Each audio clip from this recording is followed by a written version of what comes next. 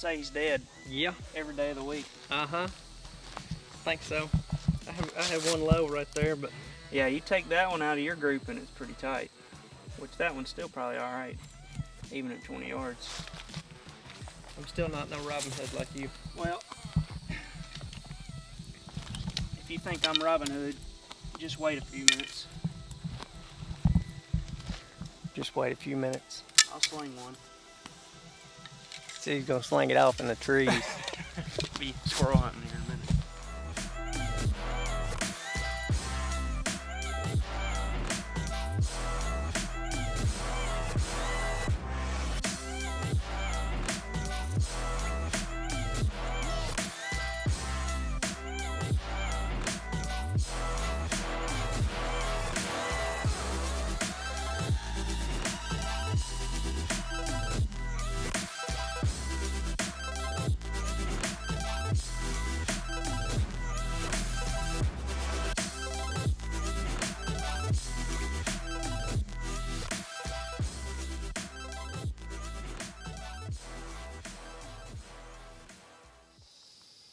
Alright guys, we're out here today shooting some bows, and it's getting close to game time. And what we wanted to do is just kind of run through our setups, me and Clay here. I'm sure Jacob and Justin are going to want to run through their setups as well, sooner or later, eventually down the road. But just kind of go over some gear and what we're using, arrows, bow setups, releases, broadheads. We'll get it kicked off. So what kind of bow are you shooting there, Clay? Yep, I've got a Matthews Z7 Extreme, so a little bit older. For you guys that know your Matthews history, it was released in 2012, I believe. I think this was the new 2012 bow. So I've had it for, this will be the 10th or 11th season. I'm bad at math this morning, but yeah, Z7 Extreme. Keep saying I'm going to trade out and get a new one, but quite honestly, it keeps shooting good. So hey, if it works, it works. I really can't argue with it. And the new ones, you know, can be a little heavy on your pocketbook. So I'm rolling with Old Faithful here. But yeah, so Z7 Extreme, pretty standard setup, traditional setup. Running a True Glow 5-pin sight. I'm comfortable with that. Not saying it's the best, but it serves me well for most of the hunting I do, which is deer hunting southeast. Shoot, yeah. You know, the occasional turkey hunt, but works great for me. Simple Vertus drop away sight. This sight's been on the bow for 5 or 6 years. That's not an original piece, but 5 or 6 years. Back to the True Glow, I put these on last year. Limb Saver stabilizer, old school. If you know, you know on that deal. Yeah. Hey, they work. Let's see, what else can I run through? Before I get to my arrow setup, I'll just, you know, got the little hand loop down there. I run a string loop like most people do, peep sight, and then I still shoot a kisser button. That's old school as well. Yeah. My dad's always shot a kisser button, and I started shooting one like that, and it's just comfortable. Yeah. So, shoot, yeah. you know, usually when I draw back, I've got that point of anchor here, and then also typically, well, not typically, I'll have that point of anchor in the corner of my mouth, and I'll also have a light touch on the string to my nose. Yeah. And it's kind of 2 points. I know I'm good. I know I'm solid. So, 2 good anchor points. Yeah, that's where I'm at. So, that's kind of my setup from a 30,000 foot view. Awesome. Let's dig into yours before we go arrows. So I'm on the opposite end of the spectrum.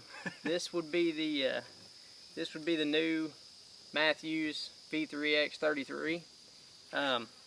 It is a phenomenal bow. I've not found one that shoots as smooth and as quiet as this one does. It's not the fastest thing out there, that's for sure. But you kind of get into that whenever you get long axle to axle bows. I'm shooting the Spot Hog Fast Eddie XL on top. It has been a great sight. Hamsky Trinity, rest. I'm a pretty big believer in limb-driven rests. Running the Conquest stabilizer bars. The Conquest stabilizer bars front and back. The Spot Hog up front and the Trinity in the back. I run a string loop, a D loop, shooting a modern release it's a pretty big advantage to doing that. I don't run a kisser button, I run a nose button. I had a real bad problem with putting too much facial pressure on my string, and that kind of solved that issue that I was having. So that's pretty common. Yeah, that's a lot of people struggle with that and don't realize they're struggling. Yeah, I've been in that camp before. Yeah, I just couldn't quite get away from. I just wanted that good feel, and it was just too much pressure. It was causing bad arrow flight. Yep. I will say one thing for sure. This bow is awesome. It is a great bow, but these right here are the greatest. This is the greatest accessory I think that's probably been made in a long time. The engaged limbs by Matthews. It saved this thing a bunch of times, and you can shoot with them on, because doesn't have any contact with your anything but the limb pocket. That's the only spot that it has any contact. It has no contact with the limbs, riser, nothing, just the limb pocket. But yeah, so that's my setup. It's pretty heavy. I'll give it that. What does there's another size that they make that in. Is it a 29? So they make this in a 29 and a 33. I've actually shot the 29 yeah. At a local shop, and they're smooth shooters. I cannot deny that. Yeah. And honestly, I had every intention of buying one this year, and I didn't for some other reasons, but not because the bow's not worth the money. The bow's definitely worth the money. Yeah. Well, the 29 shoots great. The reason I went with 33 is because I'm a long draw. Okay. I've got a 30-inch draw length, and I don't want to go anything under my draw length and actual axle. Yep. That's growing up. That was always kind of a rule of thumb. So stick with your draw length or longer. That makes a lot of sense. So, makes a lot of sense. But it is a heavy bow. It's gonna be heavy packing it through the mountains. I know that much. Well, challenge accepted, right? Yep, that's right. That's a good problem to have. But anyways, let's talk about some arrows and what kind of release you're shooting. Okay. So we'll start with the release. Set this down. There's where that stabilizer would come in handy. Yeah. My release is a Scott Archery Little Goose, I believe. A little bit more of a traditional release. Get up here where you guys can see it. I don't know if that's focusing. There we go. Nothing fancy, no frills there. But yeah, just a Scott Little Goose. Another one that I brought with me, that I always take with me because I think it's smart to have too, is the Scott Wildcat. I think you guys can see that. It's very similar, just a little bit newer model, essentially. But you ask why I take two? Well, I've dropped releases from the tree before, and it's a bad feeling sitting up there looking at your release 20 feet, 25 feet on the ground from you, and you're knowing, hey, I'm about to have to three-finger this sucker if he comes in. Absolutely. You know, Cherokee style. Yeah. Which, hey, I'm not above it, but it's not a very good feeling. So probably 3 or 4 years ago, I bought this release to use as a primary, and I don't know, for some reason or another, I just kind of stuck with this one, I guess because it's so broke in. Yeah. And it still works, but I always pack this one with me. Shoot, yeah. If I've got a backpack, it's in my backpack. If I'm not taking any kind of a pack, I just slide it in the pocket, because better to have two than none is what I'm thinking. That's right. So I kind of believe 2 is 1 and 1 is none. yeah, that's a good way to put it. Yeah, that's right. But what you got? So I'm shooting. A couple years ago, I got away from the wrist strap. Went to a thumb button. Right now, my 2 primary releases are the Stan Element and the Carter First Choice. So Carter first choice right there. Big barrel on it. That's kind of my primary hunting release. This stand element's kind of my primary practice release, kind of training. This is a true thumb button, the Carter first choice, and the stand element is it's a back tension.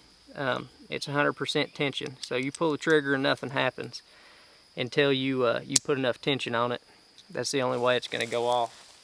So, which I'm actually, earlier today I was having some trouble with this stand. It's not, I'm going to have to send it back to them, I guess. It's not wanting to lock back into place quite right, so it's had some use. It made it through a total archery challenge the whole day. I shot with it, but these are the two releases I pack. Most of the time whenever I'm hunting, I pack a, uh-oh, bee trying to get us. Yep. Most of the time whenever I'm hunting, I pack two, because of the same reason you were talking about. It's easy to drop them. Yeah, it's easy to drop one, especially whenever you, if it's just got a hook and it doesn't lock on, you're trying to hold on to that thing, it's not attached to you. That's right. But usually it's a spot hog whippersnapper. I really like that little release as a backup. So, other than that, that's that. I'm going to use your statement, one is none, because that's something everybody can benefit. Yeah. All right, let's jump into arrows. All right, what are you shooting? What kind of meat missiles you got? Well, first of all, let me put this back. I'm going to detach this quiver, that way I got a little more control. So I'm running, as you guys can see, just a Matthews detachable quiver, nothing fancy. I actually like when I get in the stand to pull this off, and I'll drop my quiver. I'll either hang it on a loop, or I'll drop it into my pack. A lot of different theories on that. Some people never remove their quiver, and I get that, but I like the lightweight of the bow. Yep. I like if there's any limbs, in your draw window, you can get a little bit closer to a tree or to the limbs without having to worry about your arrows hitting and making noise or affecting your shot once it goes off. So absolutely, no right or wrong answer there. That's just my preference. Yep. Can be a hassle. If you ever need a follow-up shot, yep. That can be difficult because it's not just right here on your bow. Yeah, you're reaching around the tree trying to get an arrow out. You kind of got that moment of panic, like, oh crap, I got to shoot this deer again, or I got to shoot this turkey again, and then if you're not just dead locked on where your quiver is, you've got a second there where you've got to find it essentially. And then you've got your bow in one hand and you're trying to get the arrow out with one hand, and that can be difficult. Yeah. But I don't know. I try to make the first shot count. Yeah, I guess I understand that. I guess that's the moral of that story. But yeah, so running the detachable Matthews quiver, I bought it when I bought the bow, so it's fairly old. Set this down. We'll go into what I'm slinging here. This is a Easton Carbon Aftermath with a 340 spine on it, shooting blazer vanes. Let me get up there where you guys can see it. If it'll focus for you. I don't know if that's focusing. There we go. Well, I said it was. Anyway, Easton Carbon Aftermath with a 340 spine, blazer vanes. I'm shooting a Luminoc blue lighted knock. Why blue? Blue's my favorite color, that's why. No real strategy to that. And then I've got a 100 grain Muzzy Trocar HB,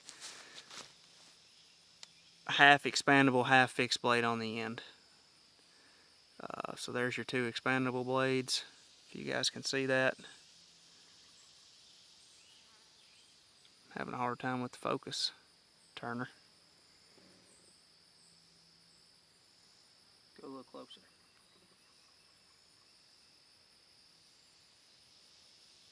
There we go. Got it. Yep. So yeah, you guys can see the two expandable blades, and you can see the two fixed blades. And then that famous Muzzy Trocar tip there. That's one thing they haven't changed. But yeah, so these blades, no springs, no O-rings, just those little tabs right there. As they go into the deer, they expand out just like that. You've never had any trouble with any pass-throughs or anything like that? I have not. These things are super sharp, super tough. Yeah. Hit a big old buck in the shoulder 2019, so almost 3 years ago now. Now he was close, he was 15 yards, Yeah. but no trouble. No trouble at all. Blew right through the front shoulder Yeah. and lodged into the offside shoulder. Yeah. And he didn't make it far. Yeah. Actually shot a doe, a little, I'll put that disclaimer on there, a small doe. Yeah. But I shot her through both shoulders at 40 yards, and the arrow Wow. went all the way through. So, Shoot, yeah. I mean, is there better broadheads? Maybe. But this is kind of a touch of old school, a touch of new school with the fixed blades and the expandables. They fly good. Yeah. And honestly, unless you hit bone or unless you hit a rock or something, yeah, I've reused them. Yeah. So, you know, I used to shoot Rage, Mm-hmm. and very rarely did you reuse those things. Yeah, no, I mean, like almost never. Yeah. And I'd say on these, you know, there's a good chance if you don't hit anything super hard, you can reuse them. Oh yeah, it's all about shot placement. Yeah. I mean, the big debate between expandables and heavy versus light setups and shooting what I'll get into here in a minute, some single bevels, double bevels, solid fixed broadheads, all that shot placement. It really is. Amen. If you shoot and you're gonna if you hit bone, you hit bone. It doesn't matter what you have, you know. Now, I granted, I will say if you've got a heavy arrow setup, you got a 600 grain arrow, and you're shooting a double bevel, sure, you'll probably blow right through that thing, splinter that bone. But really, you should be aiming and practicing enough to where you're going to make a good shot on it, anyways. Now, granted, you know, stuff happens. Yep. Stuff happens. Yep. The only thing I'll add to that is shot placement is key. Probably the second most important thing, and this is, I guess, relative to your broadhead, is you want that sucker to be sharp. Yeah. Oh, yeah. A sharp broadhead is really forgiving. It is. You know, you've hit deer before, and you hit them right, like right behind the shoulder, total heart shot, Yeah. just obliterate them, and they run 20 yards and they stop.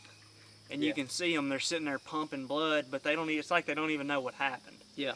And I would, obviously, great shot placement, Mm-hmm. but number two, that's a sharp broadhead. They probably don't Yeah. know what happened. Yeah. But they're sitting there bleeding. Trauma in a deer's body or any kind of game or human is what induces clotting. Yeah. And some of these medical professionals watching this will probably laugh at me because I'm going to butcher some of Yeah. this. But this is the country boy version. Trauma from an impact Mm-hmm. is what induces clotting.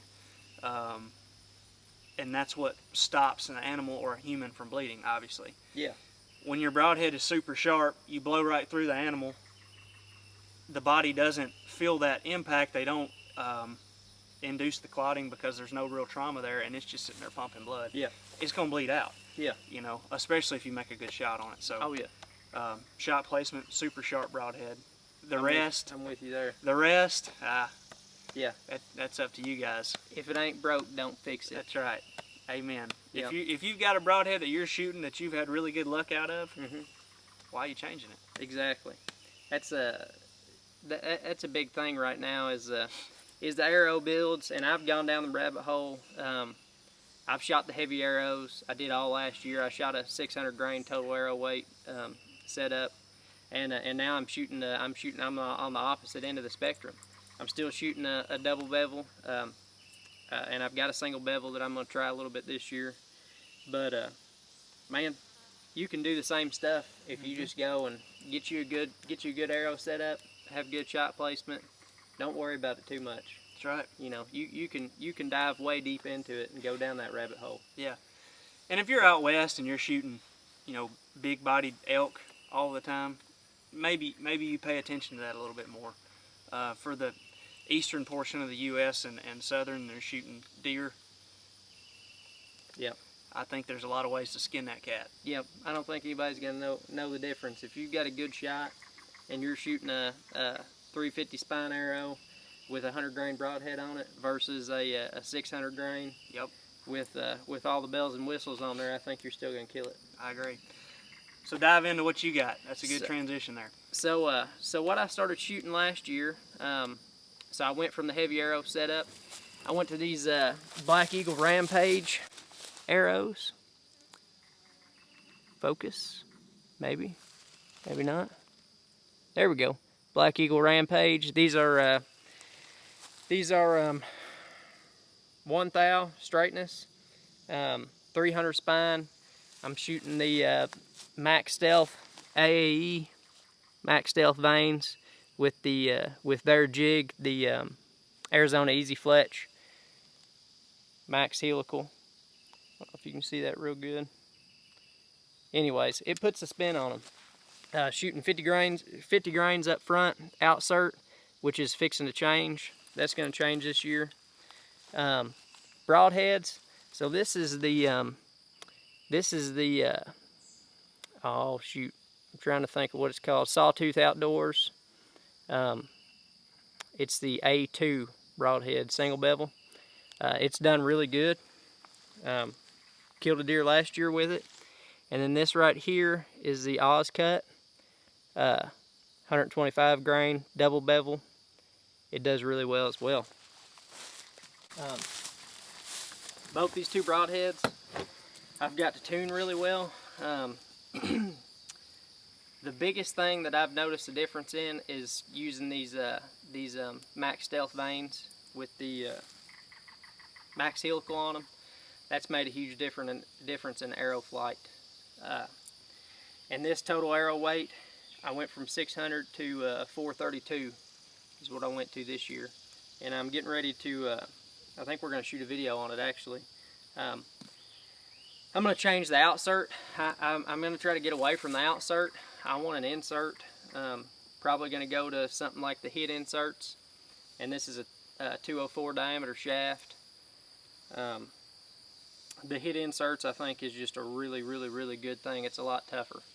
I've had a lot of these outserts bend and shatter the tip of the arrow on impact if you bump something just wrong or something like that. At Total Archery Challenge I had that happen a lot. So that's kind of why I'm trying to get away from it. I'm not shooting a lighted knock.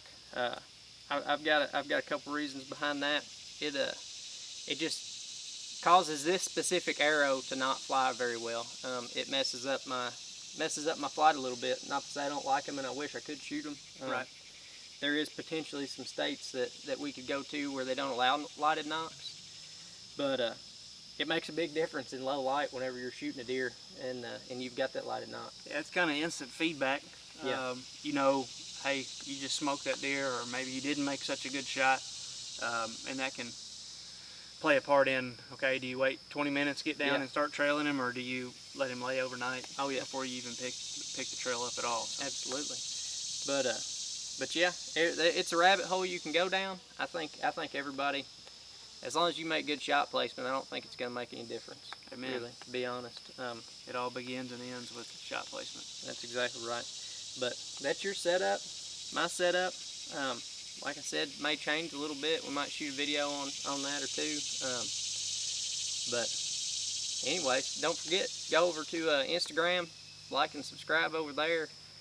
Like and subscribe to our content if you like it. If it's up your alley. If there's anything you guys would like to see, questions you have, shoot them to us and we'll try to answer everything. Try to get the content out there to you guys.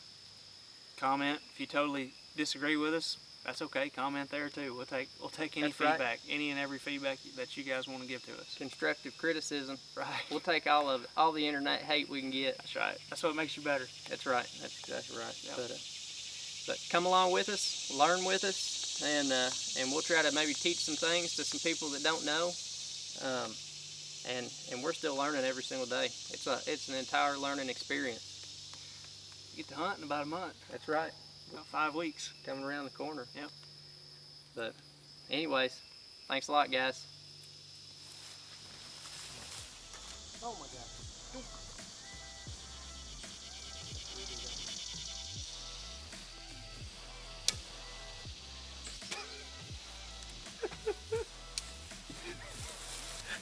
Secretly, I was hoping that would happen.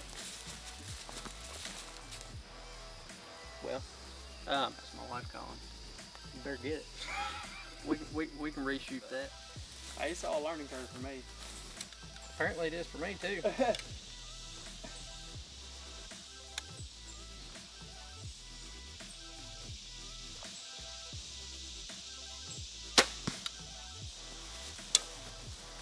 Alright, what the heck is going on here? I'm out of arrows already.